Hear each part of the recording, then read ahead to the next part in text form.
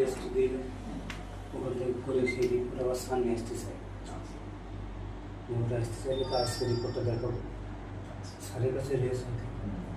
রিপোর্টটা দেখিয়ে তুমি স্যারকে ভালো হয়েছে না এখন স্যার মাতৃত্ব ট্রিটমেন্ট দিয়েছে ওটাই লিখেছে। আচ্ছা তো বলছে যে সেটা হালকা ধরে হ্যাঁ চিকিৎসা আমি বলছিলাম তোমাকে যে তো চিকিৎসা খুব বেশি আগে দশটা তেমন সময় তো আগে তো ড্যামেজ এখন স্যার থেকে বলছে যে এই ছেলে দেখে কি সমস্যা বলছে যে দেখছেন হালকা ঢোলা ঢোলা তো বলছে এই ছেলে দেখে আমার মনে আছে এর খিচুড়ি নেই